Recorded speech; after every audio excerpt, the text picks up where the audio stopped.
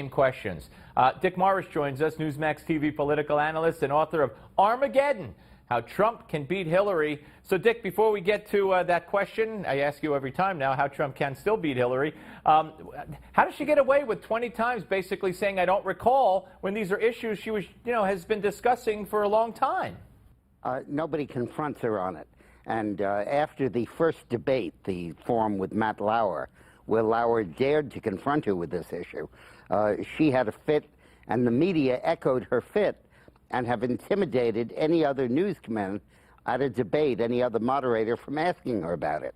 And she's canceled all other appearances other than fundraisers and debates. So she's not answering questions, no one gets a chance to ask, and no one gets a chance to pound it in. Now, Trump will have a chance at the debate, but you can bet he's not going to get a question on emails or in Benghazi. So what he's got to do is figure out how to inject it when he gets his question off topic, and that's what they need to be working on now. All right. Well, the polls that are coming out every day, we see tight races in Nevada and in Colorado and in Ohio. But when it comes to breaking down the national polls, even some of the state polls, with women, it's not good. It's disastrous at this point. Can Trump overcome the media onslaught, these onslaught of the women making the accusations, and with a great debate performance and maybe some ads, which I still haven't seen, Trump ads, can he overcome this whole thing? Yeah, well, I think he certainly can. A 5-point lead, which is the average, is not insurmountable with 3.5 weeks left to go, especially with one more debate left. The issue is, in the debate, does he repeat the excellent performance of debate number 2? Remember that Trump lost the first debate. Then Hillary piled on a lot of points. But then the email scandal and the fallout of that diminished Hillary's lead to a point where it was basically even.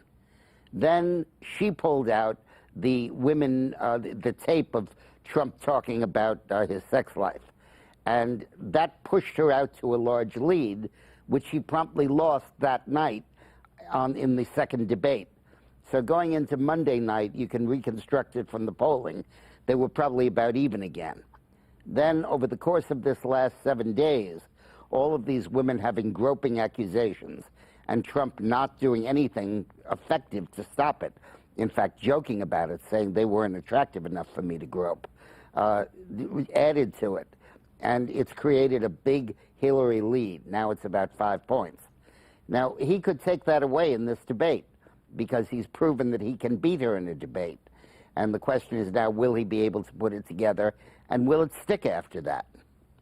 That's a darn good question, an absolute darn good question. But instead of going around and tweeting exclusively about what the media will not cover, as was so eloquently expressed by Mike Pence yesterday, the WikiLeaks leaks, the things that Podesta has said, that Hillary has said about black people, about Latinos, about, Catholics, right on down the line, instead of hammering and hammering, Trump's tweeting about how the election is rigged, voter fraud. It just seems so off message. What good does what could voters do about a rigged election, even if they believed him?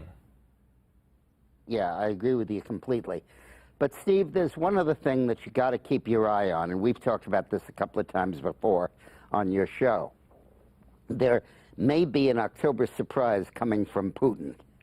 If you've been watching the escalation of the war of words between Obama and Putin over hacking American email servers, particularly of Democratic politicians, has escalated sharply. And just recently, Obama literally threatened cyber war with Russia if they should try to influence the election by hacking American political systems, email systems. Now, that can only mean that they're worried that he has Hillary's deleted emails and that he's planning to dump them before the election. Some say November 1st. Now, the reason that Obama is piling on like this, and the CIA leaked to NBC News that he had asked them for cyber warfare options, the reason they're doing that is to deter Putin from releasing anything more that he has. But they're also hoping that if Putin does release them, despite their threats, that they can then spin that issue and make it, oh, Russia's intervening in a U.S. election, why does Putin like Trump, and isn't it horrible that they're ganging up on Hillary? As opposed to what should be the issue, which is we will then have proof positive that Hillary endangered the national security by having a private server, that it was hacked by our worst enemy, and in the course of that, our worst enemy got every single one of our major national secrets that was entrusted to the Secretary of State.